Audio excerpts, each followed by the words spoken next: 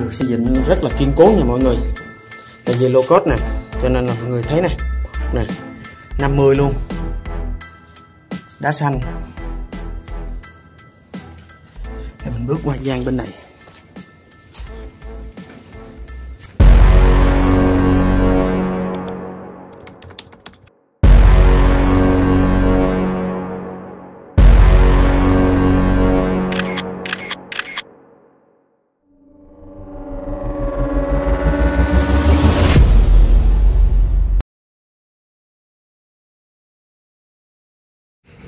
Xin chào tất cả các bạn. Thì ngày hôm nay tôi lại xuôi ngược về miền Trung. Miền đất này đã lấy trong tôi rất nhiều cảm xúc và nhớ thương. Nếu như có dịp được đi phượt để đi làm những video để gửi đến các bạn thì tôi cũng sẽ chọn Mũi Né, Phan Thiết. Và đây là lần thứ 3 tôi được đứng trên ngọn đồi Bà Nài để ngắm Mũi Né, để ngắm làng chài đẹp một cách thơ mộng. Và trong chuyến đi độc hành ngày hôm nay, tôi sẽ cùng các bạn khám phá những lô cốt lạnh lẽo, hoang phế tại Lầu Ông Hoàng. Thì như các bạn biết Mũi Né là một cái địa danh du lịch hết sức nổi tiếng trong nước và quốc tế. Ngoài đồi cát, bào trắng, suối tiên, bãi cát vàng thì Lầu Ông Hoàng là một nơi không thể thiếu. Nhưng tôi nghĩ thì khi mà du khách đến thăm Lầu Ông Hoàng, họ tìm cảnh đẹp, họ ngắm làng chài, họ ngắm biển, họ xem lại phế tích ngày xưa, đó chỉ là một khía cạnh. Quan trọng hơn hết, khi mà du khách đặt chân lên dốc đá của Lầu Ông Hoàng, họ sẽ hồi tưởng đến một cố nhà thơ rất là nổi tiếng trong làng thơ của Việt Nam, đó chính là nhà thơ Hàn Mặc Tử. Đây chính là nơi mà Hàn Mặc Tử và người tình của ông là nàng Mộng Cầm thường xuyên hẹn hò để ngắm trăng, ngắm biển và làm thơ. Thì như các bạn biết, cuộc đời, thơ ca, sự nghiệp và kể cả những cái bất hạnh của Hàn Mặc Tử đã in sâu vào trong lòng người Việt Nam trong mọi thời đại. Và tôi nhớ không lầm, trong thơ của Hàn Mặc Tử, Lầu Ông Hoàng được tái hiện đẹp một cách nao lòng người. Tôi xin đọc lại những câu thơ của Hàn Mặc Tử như sau. Ta lang thang tìm tới chốn lầu trăng, Lầu Ông Hoàng, người thiên hạ đồn vang, nơi đã khóc, đã yêu thương da diết. Ngoài nhà thơ Hàn Mặc Tử thì lại có thêm một nhạc sĩ. Ông đã để lại cho đời một nhạc phẩm quá độ xuất sắc, đó chính là bài hát Hàn Mặc Tử của nhạc sĩ Trần Thiện Thanh. Thì bài hát được sáng tác vào năm 1965. Nhưng tôi nghĩ lời bài hát vẫn sống mãi cho đến nay và tận mai sau.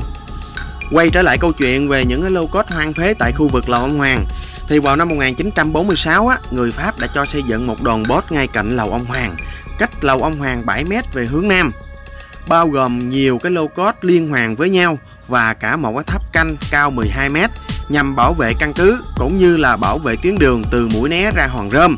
Cho nên sẵn đây tôi cũng xin đính chính một thông tin cho các bạn như thế này. Khi các bạn tham quan Lầu Ông Hoàng hoặc các bạn đi trên đường từ Mũi Né ra Hòn Rơm, nhìn lên ngọn đồi Bà Nài, các bạn sẽ thấy một tháp canh cao. Đó hoàn toàn không phải là phế tích Lầu Ông Hoàng, mà đó là một tháp canh thuộc hệ thống lô cốt đồn bốt do người Pháp xây dựng. Lầu Ông Hoàng đã bị xóa sổ hoàn toàn bởi bom đạn trong chiến tranh. Cho nên rất là nhiều du khách họ đã bị lầm lẫn những cái di tích ở đây. Họ cứ nghĩ đây là một phần còn lại của Lầu Ông Hoàng. Cho nên các bạn lưu ý rằng hoàn toàn không phải là Lầu Ông Hoàng. Đây chỉ là lô cốt để canh giữ tuyến đường ở Mũi Né do người Pháp xây dựng. Thì trước đây khi mà tôi đi chung với một đoàn du lịch thì một hướng dẫn viên du lịch họ cũng hướng dẫn rằng đây là một phần sót lại của Lầu Ông Hoàng.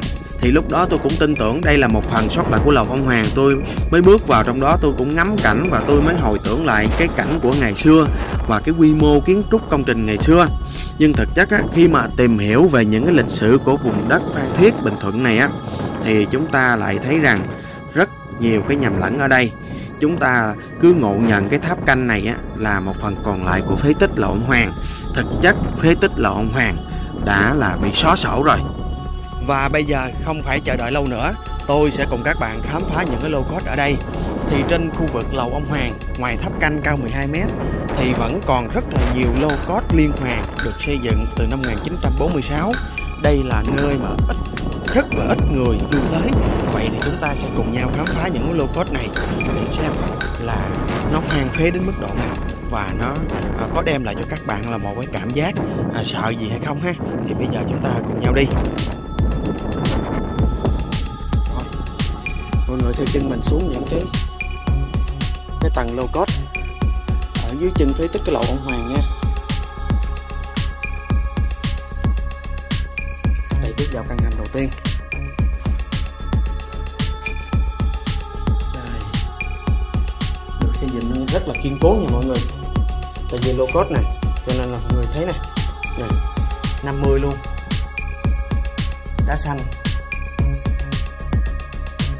Mình bước qua gian bên này.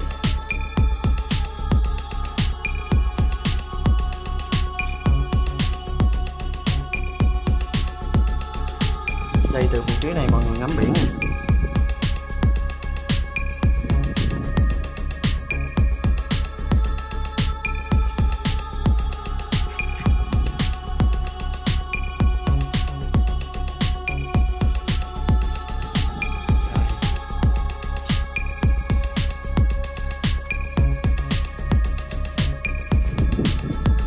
Ở phía tây của lầu ông Hoàng có một cái nghĩa địa cổ.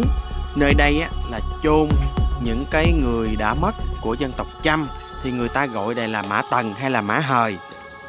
Cho nên khi mà tôi bước chân vào trong cái khu lô cốt hoang phế như thế này tôi có một cái cảm giác đây như là một cái nơi gọi là giao hòa giữa âm và dương, một sự vắng lặng đến ghê rợn luôn các bạn à. Thì bây giờ tôi sẽ đi tiếp những cái lô cốt còn lại và những lô cốt xa hơn ở khu vực lầu ông Hoàng này. Bởi vì khuất sau những cái bụi rậm vẫn còn những cái lô cốt cũ kỹ mà ít người bén mảng tới. Thì bây giờ tôi sẽ bước ra khu vực này ha. Thì bây giờ chúng ta sẽ tiếp tục khám phá những cái lô cốt hoang vắng nữa. Chính vì cái sự tồn tại của cái nghĩa địa của người Chăm cho nên là trong dân gian vào thời điểm đó vẫn có một cái giai thoại đồn đại như thế này. Đó là mỗi lần mà hàng mạt tử lên lầu ông Hoàng ngắm trăng đặc biệt là những đêm thanh vắng, thì khu vực mà bãi Tha Ma quanh cái đồi ông Hoàng thì thường có những ngôi mộ của người mới chết. Thì thường sẽ có xuất hiện những cái ánh lửa ma trơi, hay người ta còn gọi là lửa lân tinh. Và khi mà mưa xuống hàng mạt tử phải vào trong những cái ngôi nhà mồ để trú mưa. Chính vì cái việc anh tiếp xúc quá nhiều với mùi tử khí cho nên là anh đã bị mang một căn bệnh nan y. Thì đây theo mình nghĩ là một cái giai thoại nó hoang đường. Bởi vì là những ngôi mộ của người Chăm chôn cất thì họ sử dụng bằng đá và làm rất là thấp sát với mặt đất, cho nên là không có một cái nơi nào có thể gọi là bước vào để trú mưa. Thì cái lời đồn đại đó hết sức là hoang đường, cũng như là nó gây ra cái sự hiểu nhầm cho cái khu nghĩa địa, cái khu bãi Tha Ma ở ven cái đồi Bà Nài này. Thì bây giờ thì các bạn như tôi là tôi sẽ khám phá vòng quanh dưới cái lưng chừng đồi này. Thông thường mà chúng ta đi thì chúng ta sẽ lên ở khu vực tháp chính thôi. Thì bây giờ lúc nãy là tôi đi ở những cái lô cốt gần, và bây giờ đây là lô cốt ở lưng chừng cái quả đồi. Thì cái cảm giác mà các bạn nhìn vào những cái lô cốt này khi các bạn đứng ở bên ngoài là bên trong có một khoảng tối đen ở cái lỗ bắn ra đó, thành ra là nó đi một mình cảm giác cũng hơi rợn rợn ha. Thì để tôi tìm đường để tôi vòng vô cái lô cốt này để cho các bạn xem ha. Xung quanh đây thì chủ yếu là những cái loại cây nó hoang dại quá, nó thưa thớt, chứ không được gọi là nó sum xuê nữa. Khi mà nhìn lướt những cái ống kính qua những cái ô đen như thế này thì có một cảm giác nó rất là rợn rợn, nó gây ra cái da gà nó dựng ngược luôn các bạn ơi. Đó, nó liên hoàn như thế này thì giữa hai cái lô cốt nó gần nhau để người ta có thể là hỗ trợ tiếp tế, tiếp xúc với nhau được. Thì được xây dựng từ năm 1946 và bây giờ nó trở thành một cái phế tích ha, rất là hoang tàn. Bên trong thì đầy những cái loại rác rưởi của chắc có lẽ là ở đây vẫn có những cái người địa phương họ đến đây, họ vào đây họ để không biết họ tìm kiếm gì, Bởi vì tôi thấy rác sinh hoạt của người dân họ xuất hiện ở trong những cái lô cốt như thế này các bạn. Như vậy thì ngoài cái nỗi ám ảnh là bãi tha ma ven cái đồi Bà Nài, thì các bạn biết rằng cái khu mà quân sự thường là sẽ diễn ra những cái cuộc giao tranh giữa hai bên. Cho nên là dù ở bên nào đi chăng nữa, thì khi mà nằm xuống thì là một linh hồn oan uổng đã ra đi. Thì chính cái nơi này nó đã tạo cho chúng ta những cái cảm giác rùng rợn từ lịch sử mà nó đang gánh vác trên mình. Vừa là cái khu nghĩa địa, vừa là nơi từng xảy ra những cái trận chiến ác liệt. Vậy thì cái nỗi đau của nó rất là nặng nề. Cái mùi có thể là qua vài chục năm thì cái sự ám ảnh của nó cũng đã vơi dần đi. Thế nhưng khi mà bước vào đây một mình, và khi mà tôi tìm hiểu về lịch sử và những cái bước chân chiêm nghiệm như thế này, tôi cảm giác rằng là giống như cái cuộc chiến đó, hoặc là những cái khung cảnh về bãi tha ma ngày xưa, nó ẩn hiện trong đầu mà khi chúng ta đi như thế này, đặc biệt là trong hoàn cảnh đi một mình. Đó, quay lại cái câu chuyện về hoàn cảnh này ha, các bạn thấy ha.